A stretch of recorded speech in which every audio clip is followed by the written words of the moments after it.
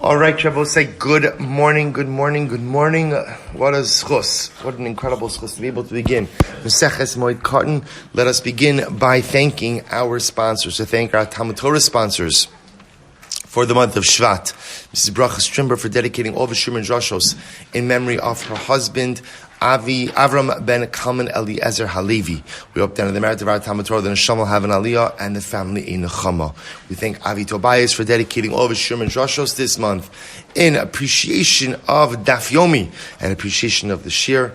We thank our Daf Yomi sponsors for today, Brian and Karyn Gold, in commemoration of the yahrzeit of Brian's father, Shabtia Refael ben Avraham, Zichrono Livracha. We thank Natan Leah Berry for dedicating the shir today in commemoration of the 50th yahrzeit of Natan's grandfather, Coppersmith, Moshe ben Yehuda, Zichrono Livracha. And we dedicate the shir today in the zechus of a refuah sheleima for Chana, Mindel, bas Sora, Zelda Leah, who's having a complicated surgery today. We hope that in Yirtzeh Hashem she has a refuah together with Kol Cholei Yisrael. We hope that in the merit of our Talmud Torah, all of the neshamas have an aliyah, and all the cholim who require a refuah should have one bekarov. But let's say with that, let us begin. We have just a dramatically beautiful and exceptional schus today. To begin, Maseches Moed Katan. But let's say another beautiful journey. So let's begin. But let's say, so the Mishnah, so just by way of introduction, just two very quick points of introduction. Maseches Moed Katan, the beginning of the Masech, is going to deal with the halachos concerning chalamayid. Right, so chalamayid is an interesting animal, right? Because remember, again, it's the intermediate days of Yom Tiv, and there's a tug of war. You can feel it with the neshama of chalamayid, right? Is it Yom Tiv or is it chol? And the answer is yes, right? The answer is yes. The answer is that really, in its essence, chalamayid is really Yom Tiv. That's the real truth. It's really Yom Tiv. But what we're going to see is that many things are permitted over the course of this day or over the course of these days, for a variety of different reasons. But again, what is clear is, chalamayid, you can't just do whatever you want. There are absolute restrictions on chalamayid. The major things we're going to see in this Mishnah is, you are permitted on chalamayid to do malacha for the sake of what we call a davar ha'avad. If you're going to experience a loss, right? You're going to experience a loss, so you're permitted to go ahead and do malacha on chalamayid in order to prevent that loss. The caveat on that, right? The cap on that is what we will call, the cap on that is going to be tircha yisera. In other words, whereas I am allowed to go ahead and do malacha for the sake of saving myself from a loss, if that malacha entails an incredible amount of work, an incredible amount of tircha, that I'm not allowed to do. So with that, let us begin. Mashkin beis hashalchin b'moed. We're also going to see there are two different types of fields. There's what's called the beis hashalchin and the beis habal. Beis hashalchin is a field that is watered through irrigation, versus beis habal, which is a field that is watered through rainwater, naturally sustained. So the Mishnah says, you are permitted to go ahead and water a beis hashalchin on chalamayid and on shmita. Incredible. Shabbos says, take a look at Rashi for just a moment. Mashkin beis hashalchin sadeshu omedes bahar. So this is a field that sits on a mountain. Now, by the way, the topography is not really the important part over here, right? It could be on a mountain, it could be anywhere. The point over here is v'tzorich lahashkosa tamid b'tamid. You have to irrigate it. The only way this field survives is through irrigation, and therefore, again, mashkino safilu b'chol shamoid. You're permitted to go ahead and water it, right? Water it even on chalamayid. Why? Lefi shehu lo hefsid gadol im eina mashkos. What's the third line in Rashi? Because it'll be a loss. Because you will suffer a loss if you do not go ahead and water the field. The davar shall have sid hetiru chachamim l'troach ba b'chol shamoid. I will say, here it is. This is an incredibly important Rashi. And whenever it comes to a davar ha'avet, a loss, Chazal allowed you to go ahead and do malacha on chalamayid. Kimo shematzinu meseches chagiga t'chsiv sheishes yamim tocha matzos ubiyom hashvi atzeres l'Hashem elokecha. Okay, so here Rashi goes through the limud, which we will come to in Yirtzeh Hashem. Point over here that I want you to get is there's a principle. Principle number one is, you don't do malacha. Really, you don't do malacha on chalamayid. But principle number two, if there's a davar ha'avud, you are going to suffer a loss, you are permitted to go ahead and do malacha. So the first loss that we are encountering when it comes to Maseches Moed Katan is if you don't water an irrigated field, the field will be lost. The produce will be lost. Therefore, you're permitted to go ahead and water it on Chalamayid. Now, we'll say, the Mishnah throws in here Shemitah also. So if we have time today, we'll get into Shemitah by the end, it's really the end of Beis Amud Beis. Hopefully we'll get to it. So again, now let's go back to the Mishnah. Now we'll say, first part is you're allowed to water the field. Second part, Bein mimayon sheyatza betchila, Bein mimayon shelo yatza betchila. So we'll say this is very interesting. Whether it's from a spring, sheyatza betchila. We'll say yatza betchila we're going to see means a brand new spring. Right? So if you look at Rashi says over here, mimayon sheyatza betchila, da'achshav maschil linvoa, shadayin lo echzika darka. So we'll say you could water the field from a brand new spring. That's called a mayon sheyatza betchila, that just began to put forth water. Or bein mimayon shelo yatza betchila, which means an established spring. Now we'll say, what's the difference between an old spring and a new spring? It's interesting enough, it's not the water flow. It's how solid the sides of the spring are. You see, with a new spring, there's a concern of wall collapse. The problem with wall collapse, what happens if, everybody knows, what happens if the walls of your spring collapse? What happens? You gotta dig it out. So we're gonna see in the Gemara is, you might have thought that on Chalamayid, you really could only use an established spring. Because an established spring, you know, the walls are solidified, you're good to go. New spring, there's a concern ultimately of collapse, and therefore again, it may not work out as well. But nevertheless, the Mishnah says, since you're allowed to go ahead and water the field on Chalamayid, that is an irrigated field, you're also allowed to go ahead and use either a new spring or an older spring. So it says the Gemara, Aval in mashkin lo mimei gishamim. What can't you use? You can't use a pool of rainwater. Now again, Rashi says, why can't you use a pool of rainwater? Because there's tircha yesera, too much effort. Now we'll discuss what that means, right? Why is there too much effort with rainwater? Well, we'll discuss. So ultimately, again, you can't use rainwater. For lo mimei kilon, interesting enough, you can't use a well. You can't use a well, right? So we'll say, so again, the idea over here is, which makes sense, because what's going to happen if you water a field from a well? What's going to happen? Back and forth, right? Can you imagine watering an entire field from a well? That's a whole day's worth of work. Also called tircha yesira. Okay, we'll go through all of these cases. Ve'ein osin ugios legifanim. You also can't make ugios, not cookies, right? So we'll say, right, ugios, interestingly enough, we're going to see means little pools. We'll say, interestingly enough, if you had vines, what you would want to do is you want the water to pool around the vines. So what they would do is you just kind of take your heel or whatever, you take an instrument and you make just a furrow around the vine. Those are called ugios for gifanim. Again, we'll discuss, you can't do that. Good. Rabbi Elazar, we'll discuss all of this. Why? Rabbi Elazar ben Azariah Omer, ein osin es ha'ama betchila b'moed u'b'shvius. Rabbi Elazar ben Azariah says you also can't make a channel. Right? You can't make a channel for water to flow on Chalamayid or on Shemitah. Because again, apparently Rabbi Elazar ben Azariah will say that constitutes tircha yesera. That is going to look like effort. V'cham say osin asa'ama betchila b'shvius. No, so Chum disagree. They say you are allowed to go ahead and make a channel on Shemitah. Now, if you notice, we'll say they don't say you're allowed to make a channel when on Chalamayid. Again, we'll say you know what's exciting about learning Mishnah is you already we can anticipate all of the questions that are going to come up. So it's very exciting to kind of see the coming attractions, and Amir Hashem will get to it all. Umetaknin es hamikulkalos b'moed. Now, I'll say interestingly enough, if you have a channel, or for that matter, again, a water cistern, we'll call it channels right now. If you have a channel that became a bit ruined, so you could fix that on Chalamayid. So what the Chum are saying is like this. You could make a channel lechatchila on Shemitah, but you can't make a new channel on Chalamayid.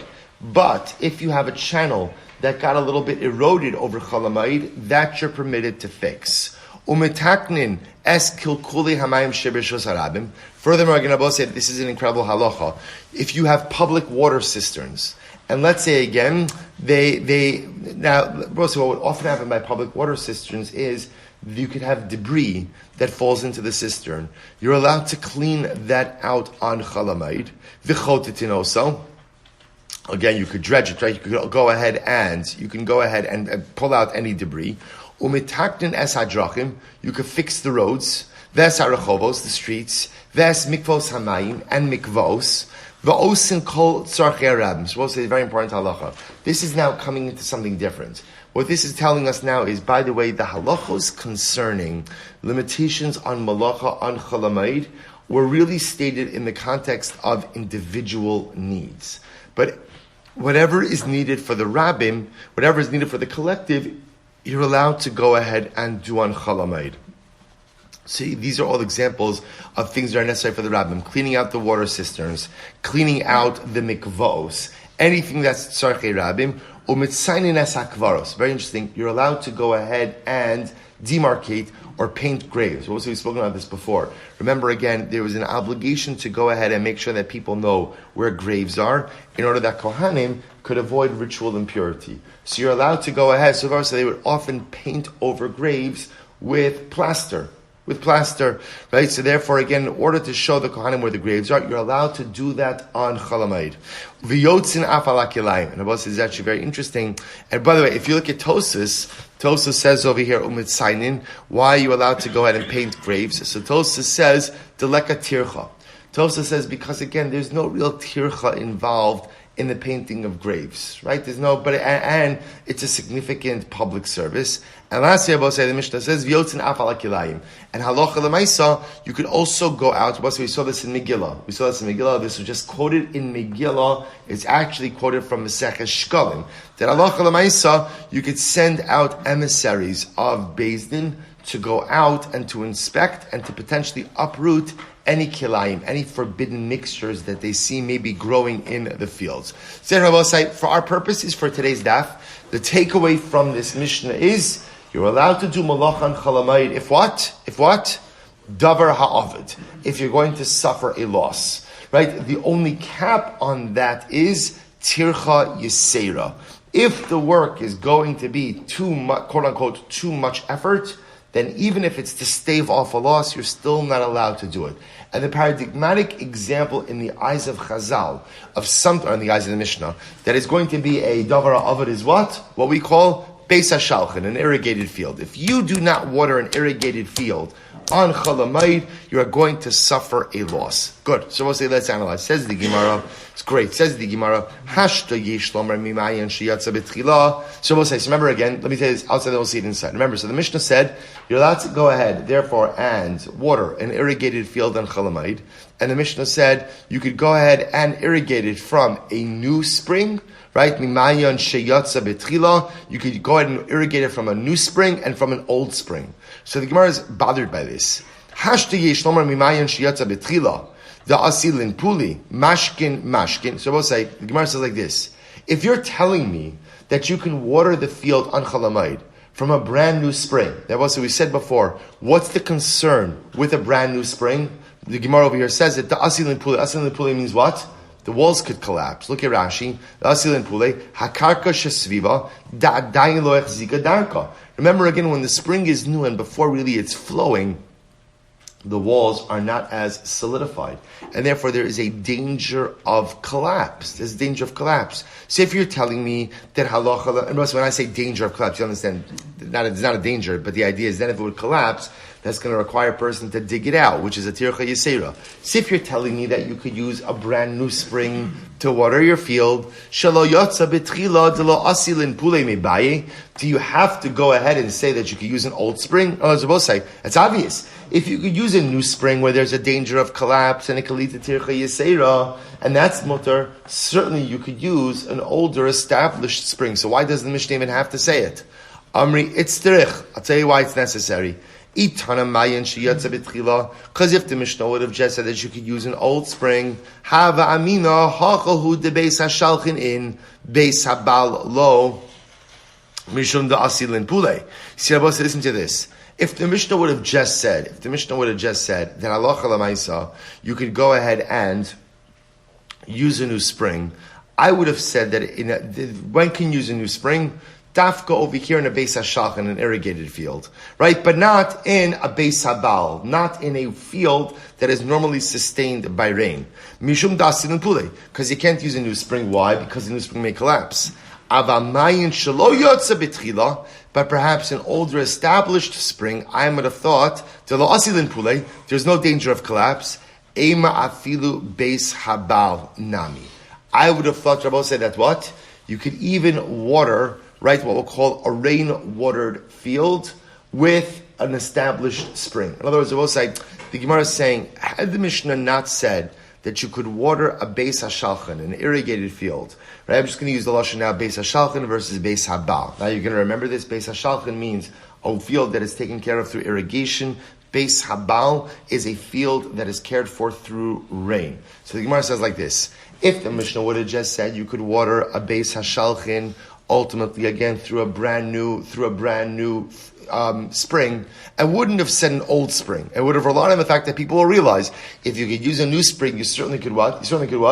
Use an old spring. You would have thought like this: it's dafka in a beis hashalchan that ultimately again you could use both a new and an old spring. But maybe in a beis habal, right, it's true you can't use a new spring, but maybe you could use an old spring. And therefore the Gemara says, Kamash malon, no. Kamash malon, lo shna mayin shiyatza betchila, v'lo shna mayin shalo yatza betchila, beis hashalchin in, beis habal lo. Therefore, we'll say the Mishnah comes to teach us the only license to water a field on Chalamayid is what?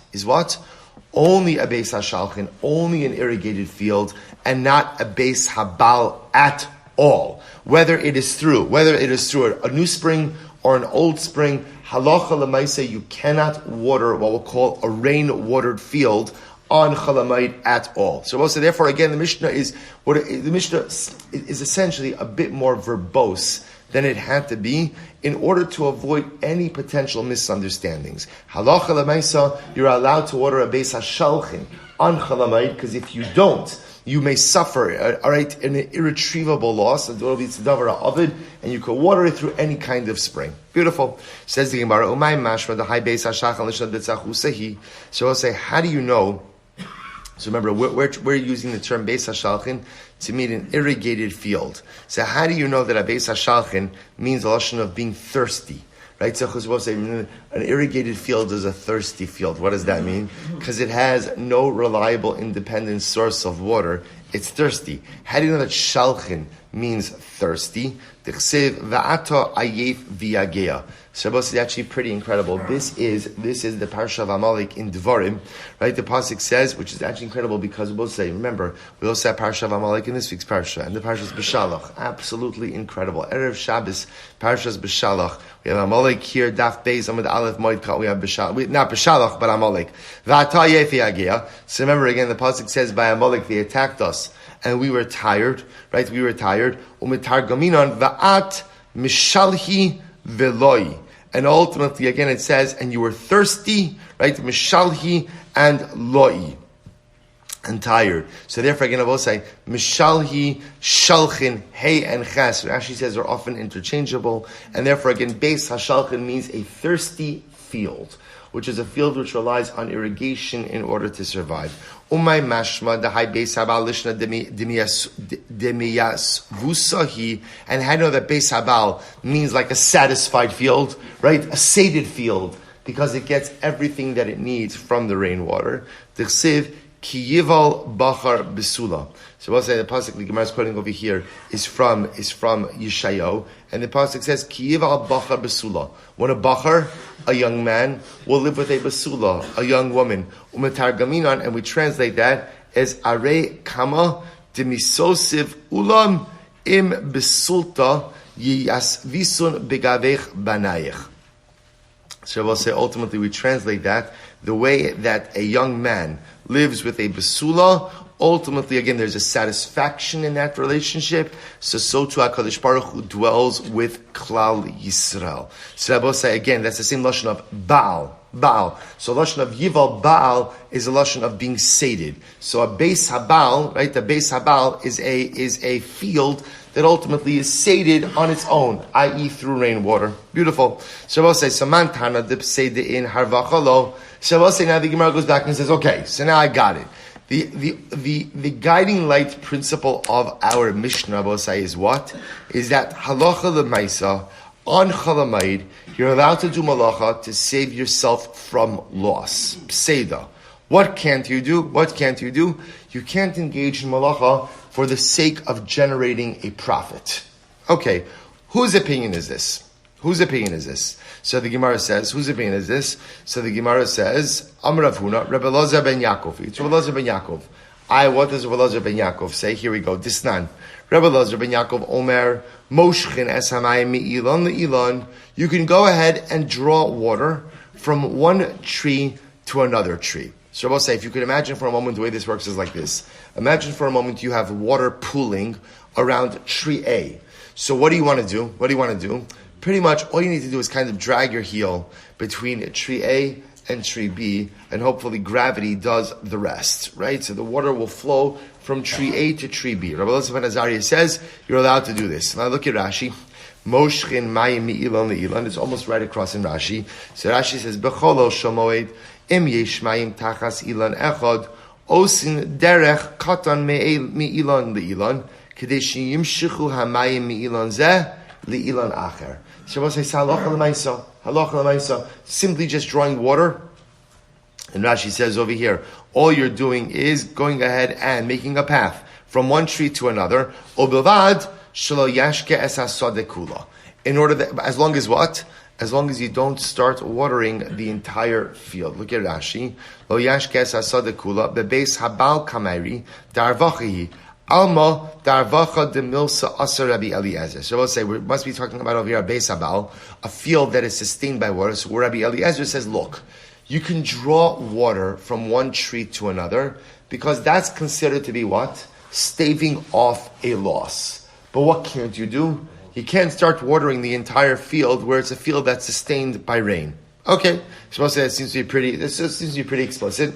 So Eimer de Shamis lay the Rabbi Eliezer harvacha delo. So Rabbi say, so fine. So now, according to Rabbi Eliezer, I got it. So now I see that you can't engage in activities which are designed to generate profit on Chalamayid. But tircha b'makom psida mishamas say. So Rabbi say, remember, there's three principles that play over here. Principle number one is you can't engage in malacha for the sake of generating profit. Fine. Principle number two, you are permitted to go ahead and engage in malacha for the sake of what? For the sake of what? Staving off or preventing loss. But what's principle number three? Principle number three is even in the pursuit of staving off loss, what can't you do? Tircha yisera. So the Gemara says, where do you see that? Right? Tell me, where now in the Mishnah you saw it, but where do you see that in the position of Rabbi Eliezer ben Yaakov? So Rabbi says, you're right. The Mishnah really reflects the view of Rabbi Yehuda. The Sanya, here we go. If you have a brand new spring, mashkin mimenu afilu sada beis halal de Rabbi Meir. Rabbi Meir says that halacha l'maisa.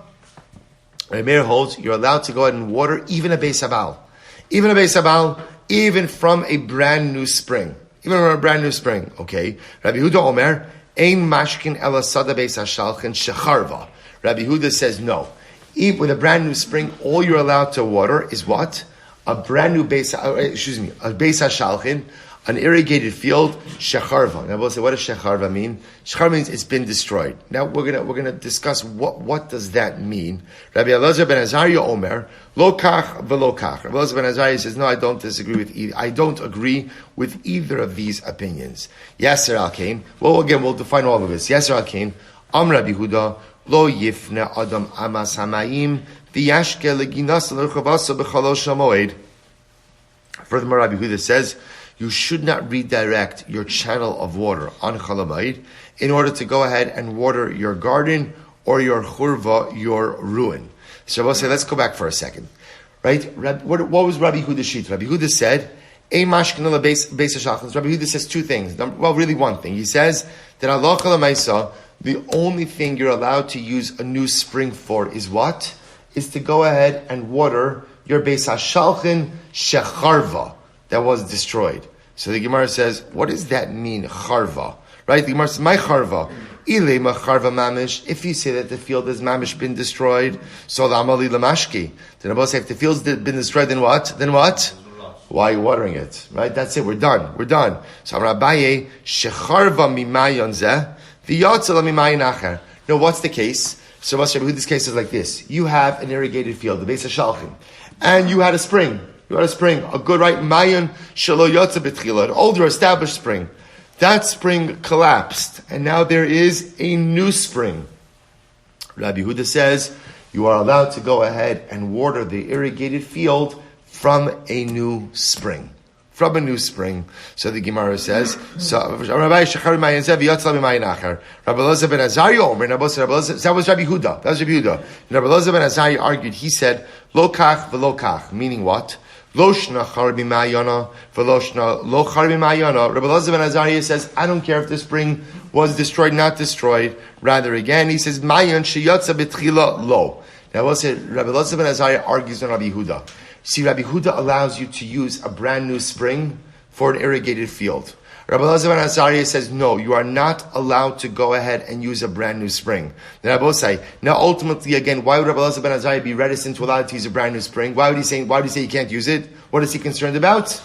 Collapse, right? And therefore, again, tircha yisera. Now both say, the point over here is, remember, let's keep our eye on the ball. What are we trying to figure out? We're just trying to figure out whose opinion is echoed in the Mishnah, right? The Mishnah gave me a principle, right? Like we said, 3 principles, really 2.5 principles, right? Number 1, you can't engage in malacha for the sake of turning a profit, right? That's number 1. Fine, that's easy. Number 2, you are allowed to go ahead and engage in malacha for the sake of hefsid, for the sake of saving a loss, preventing a loss. But again, the qualification in that is you can't engage in tircha yisera, excessive labor, for the sake of serving a loss. We're just trying to figure out whose opinion is that. So Rabbi say, it seems like the Gemara is saying over here, it's Rabbi Yehuda. It's Rabbi Yehuda. Because what did Rabbi Yehuda just say in this brisa? Rabbi Yehuda said, you are allowed to go ahead and water a beis hashalchin. You could water an irrigated field, and his chiddush was what? Even from what? Even from what? A brand new spring. Beautiful. Seems to really echo the Mishnah. To which the Gemara says, well, maybe not. Mimai. Dilma ad kan lo kam Rabbi Yehuda. Beis hashalchin in beis habalo. Ela mayin sheyatza betchila. So Rabbi will say, ultimately again, maybe Rabbi Yehuda is saying like this. When do we allow you to water a beis hashalchin, but not a beis habal? That's only with a brand new spring. In other words, a brand new spring could be used in a beis hashalchin, not a beis habal. However, right, the Gemara says, Dilma, Amud Beis, Dilma, Asila in Pule. Because Rabbi will say, again, the general, like we keep saying, the general concern with a brand new spring is a fear of collapse. So Rabbi will say, but yet Rabbi Yehuda is going to say, even though there's a fear of collapse, you can use a brand new spring in a beis hashalchin, in a field that is watered by irrigation. Now, why can you use a brand new spring in a beis hashalchin? Why? Rabbi will say, why? Why? Loss. That's it. However, but maybe Rabbi Yehuda holds like this, that an old spring, an established spring, where there is no danger of collapse, and therefore no danger of tircha, afilu beis habal nami. Maybe Rabbi Yehuda would allow you to go ahead and use an older spring, even in a beis habal. In other words, you could infer that from Rabbi Yehuda's words, that could indeed be his position. So maybe in Rabbi Yehuda's view, there is even a way to water a beis habal, right, a non-irrigated field, a field that is sustained by rainwater, as long as halacha l'maisa you use an old spring and not a new spring. Now, both say, if that indeed would be Rabbi Yehuda's position, it would put us at what? It would not allow us to say that he is the author of the Mishnah, because the Mishnah is quite unequivocal in telling us you could only water a beis hashalchin and not a beis habal. To which the Gemara says, Im kain masnisin aman tarmiya. It says the Gemara, if that's true, then whose opinion does our Mishnah reflect? Ella l'Rabbi Yehuda lo shna mayin sheyatza betchila v'lo shna mayin shelo yatza betchila. So Rabbi, you have to say like this. According to Rabbi Yehuda, Rabbi is saying, whether it's a new spring or an old spring, the halacha is as follows: beis hashalchin in, beis habal lo. Rabbi is saying, bottom line, the Gemara is saying, you must see the position of Rabbi Yehuda is as follows: whether you're using a new spring or an old spring, the only field you're ever allowed to water on Chol Hamoed is what kind of field? A beis hashalchin, an irrigated field. That's it. A beis habal, there is no circumstance under which you are permitted to go ahead and water a beis habal. So also, let's just work this through. Why can you never water a beis habal? We'll say, why not? Because the watering of a beis habal is what? It's not tircha, right? It's what's what? It's turning a profit. So remember again, let's be clear on this. the whole heter for malacha is only when. Only when. Now, I want to be clear. There are going to be other cases in Chalamayid where you're allowed to do malacha. For our purposes today, the only heter you have for malacha is when? Davra avid, pseida, loss. The only field that experiences a loss, if you don't actively involve yourself in it, is what? A beis hashalchin, because it needs irrigation. Irrigation means the only way it's getting water is if I do something. A beis habal is the type of field that we'll call it for our purposes today self-sustaining. Right? Why is it self-sustaining? Because it relies on rain. And it gets enough rain. So even if I don't water it, it's taken care of. Okay, weeds may grow, this may grow. Lemaisa, if I don't touch the beis habal for chalamayid, is it going to be okay? Yes. Absolutely. So therefore, I will say, that's what's happening over here. So therefore, again, remember, the entry, right? The gateway to do malacha and chalamayid is, you have to prove a loss. So therefore, again, I say the only field that gets out of the gate, or gets into the gate, is the beis hashalchim. The beis habal is never a problem. Now, again, the problem I can run to with the beis habal is, I like to make money, right? Who doesn't? So therefore, again, I'd like to turn profit. Okay, turning profit, that's something different. That you can't do on chalamayid. So therefore, the Gemara is suggesting over here that the sheet of Rabbi Yehuda is as follows. Halacha lemaisa, when it comes to a beis hashalchin, you could water it on chalamayid, because if you don't, you're going to suffer a loss, right? You can never water a beis habal on chalamayid. Why not? Because the only reason to water a beis habal is, right? Because ultimately, again, you want to turn profit. Okay, that's not a heter for malacha on chalamayid. And therefore, again, and Rabbi Yehuda says, by the way, and once you're permitted to water a beis hashalchin, what can you water your beis hashalchin with? What can you water it with? Right? We'll call it for now whatever you want. Now, that's not totally a true statement, but it means either kind of spring, either a new spring or an old spring. Beautiful. I will say that's it. It says the Gemara, I v'hai diktani. So I will say, here's the only problem we have to resolve. See, in the Braisa, ultimately, again, Rabbi Yehuda said that you could water a beis hashalchin with a new spring. So why did he dafka say a new spring, not an old spring? V'hai diktani mayan shiyatza betchila. And the reason he ultimately said he chose the case of a brand new spring, L'hodi'acha kochod Rabbi Meir. I will say to teach us the power of the position of Rabbi Meir. Ta'afilu mayne yotzi betchila mashkin afilu meno afilu sedei abal. I will say there is an opinion of Rabbi Meir. I will say Rabbi Meir blows our mind, right? Because what does Rabbi Meir say? Rabbi Meir says, by the way, you're allowed to water a beis habal. You're allowed to water a beis habal on chalamayid. Not only that, you could even water a beis habal with what? With a brand new spring. Now, I will say, look at Rashi just a moment. Now, we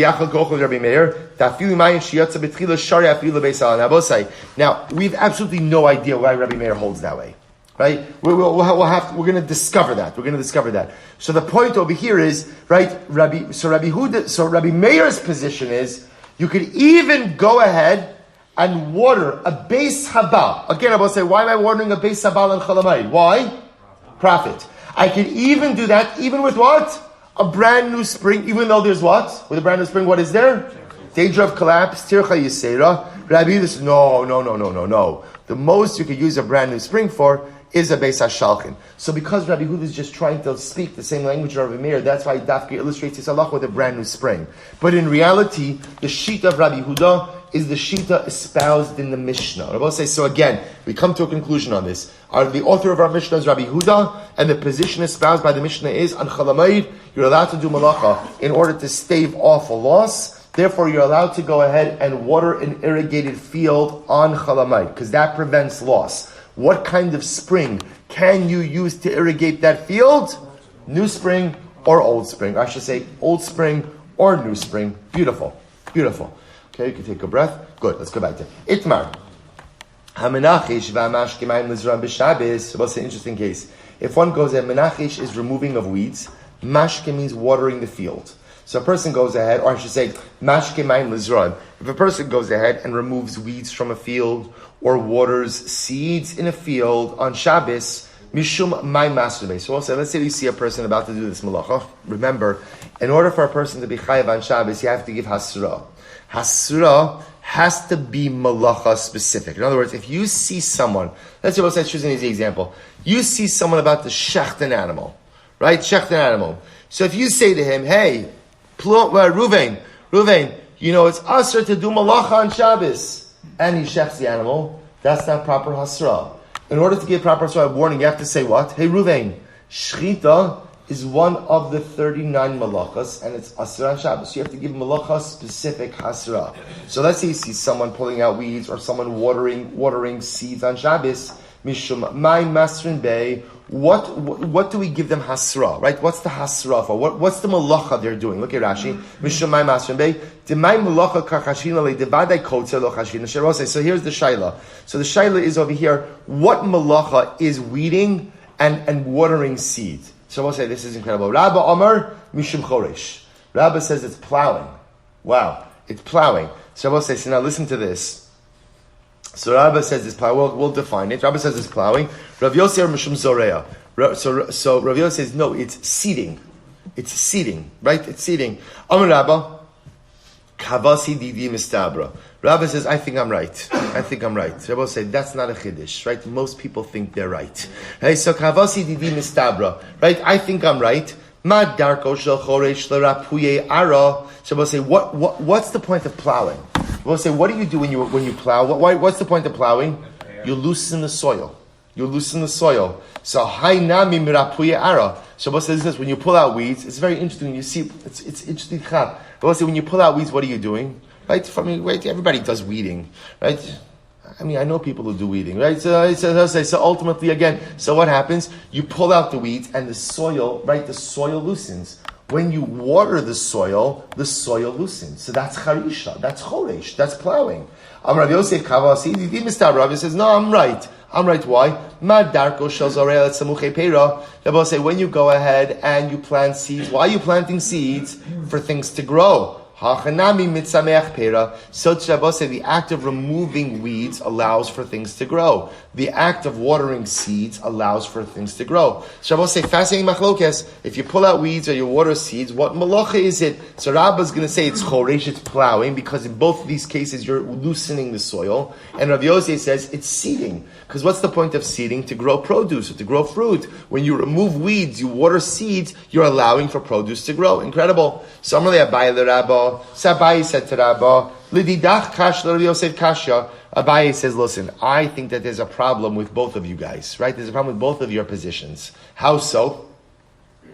The Gemara says, Lididach kasha. So this is Abaye now talking to Rabba. According to you, Rabba, you said it's choresh. Lididach kasha, mishum choresh in, mishum zorea lo. In other words, Rabba, why is it only choresh? In other words, it's true, I understand your position of choresh, you're softening up the soil, but how could you deny the fact that it's also zorea?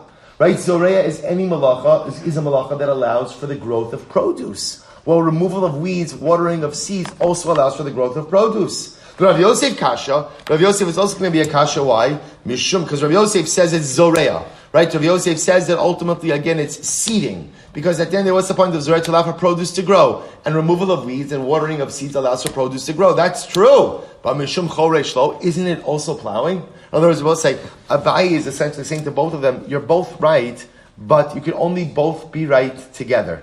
We'll say, what a profound yesod. You're both right, but you can only be right together. So true. Well,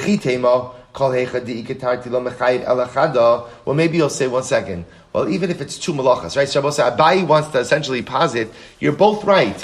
If you go ahead and you weed and you water seeds, maybe it's both choresh and zorea. Maybe it's both. Well, maybe you'll say, anytime you do two malachas, you can only be chayiv once. Well, that's not true. Or for one, v'amrav kana, zomer. We'll say, watch this, zomer, pruning.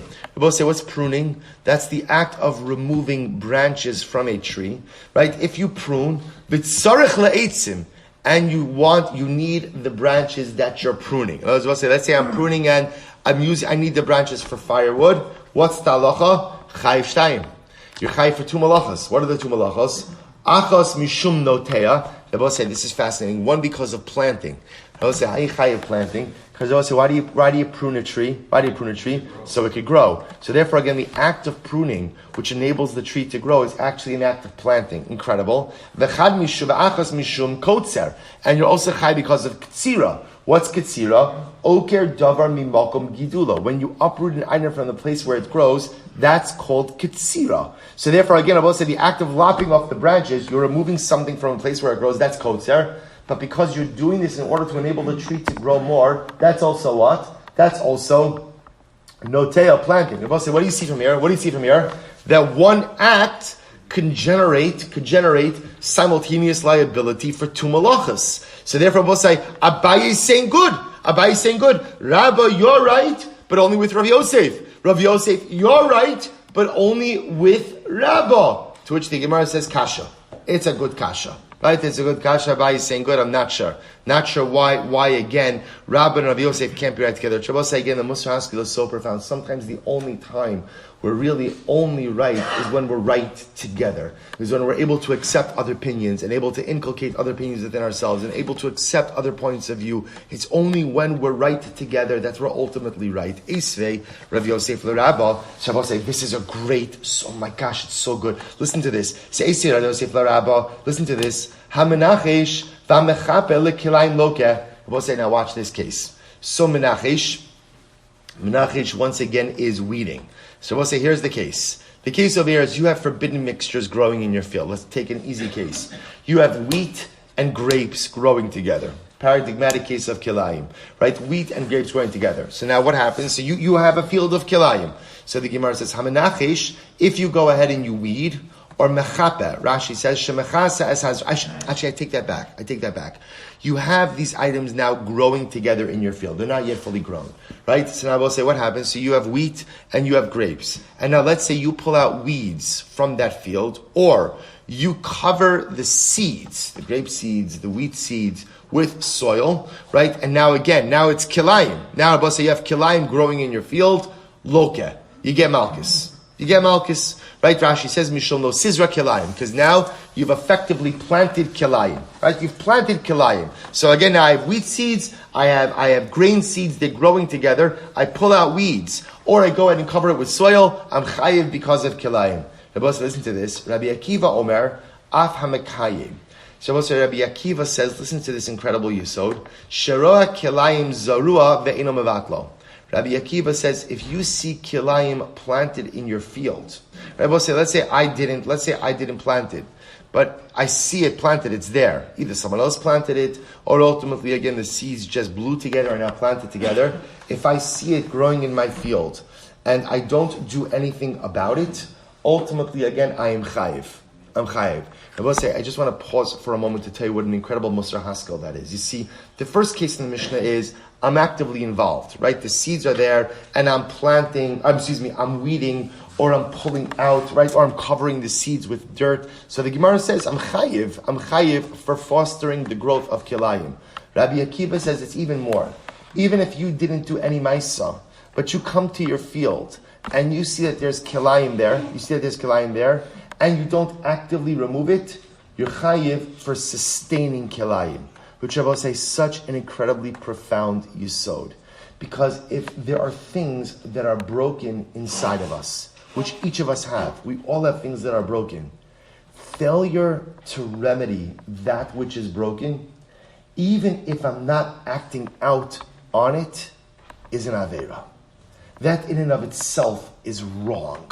Knowing that there are things in a state of disrepair, and being makayim them, sustaining them, not actively devising a plan or doing something to address it, creates personalistic culpability as well. See, I will say, sometimes we think that as long as I know it's broken, but I'm not acting out on it, right? I'm not doing anything. I'm keeping my behaviors in check. I haven't addressed the core issues, but I have addressed the behaviors. So ultimately, again, now I will say that's an incredible start. But Rabbi Akiva says, that's not enough. If you're makayim kilayim, if you know there's kilayim growing inside of you, you know there's kilayim growing in your field, you know that there's something wrong, there's something in a state of disrepair, even though you're not acting on it, but it's there, and you don't uproot it, that's a violation also. We'll say such an incredible yisod. Not enough just to prevent ourselves from acting out in the wrong way, that's an incredible accomplishment. But once I know that something is broken, once I know that something is in a state of disrepair, I have an absolute unequivocal obligation to actively address it. And if I don't address it, and I'm the kind that I allow it to sit there, there's liability and culpability for that. Thank you, Rabbi Akiva. Rabbi Akiva is always our Rabbi in everything in life. In Kilayim, in life, it's incredible. So says the Gemara, Bishlama lididi damina mishum zoreya. So we'll say, now watch this. Now remember again, this whole thing is a mesve, right? This is an esve.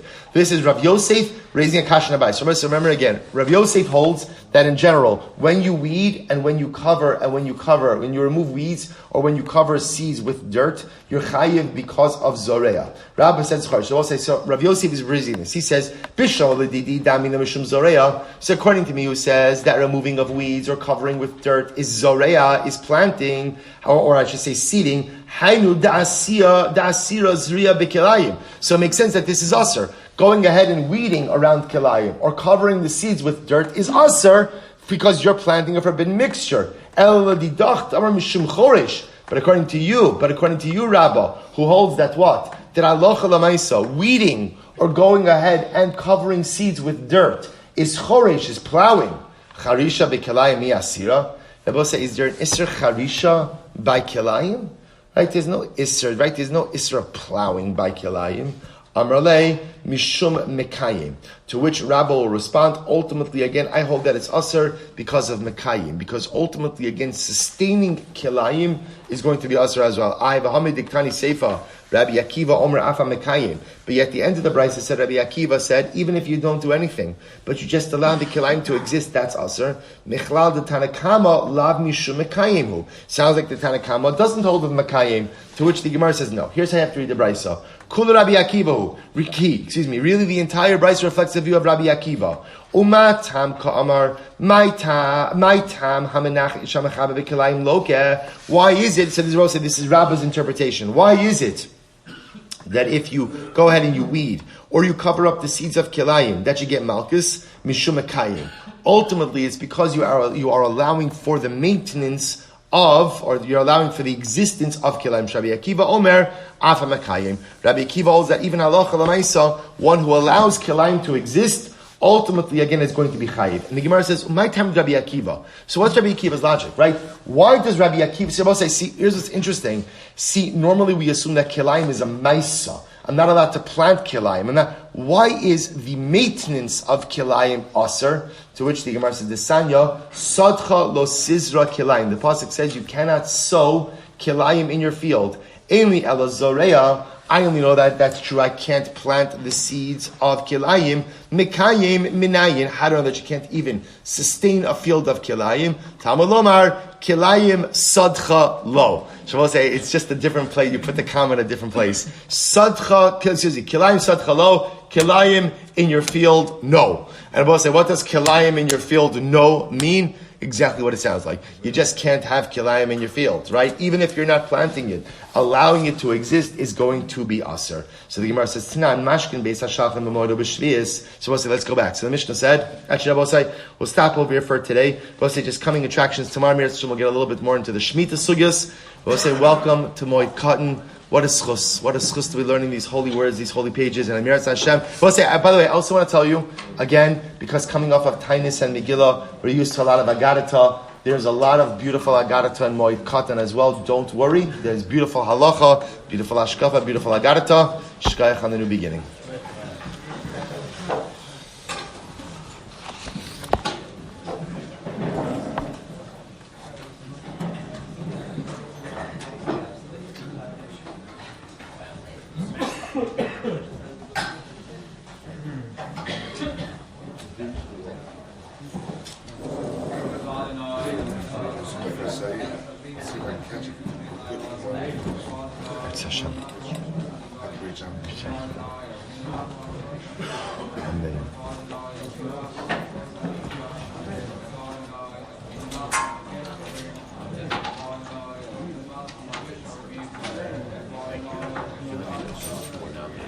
Baruch Hashem.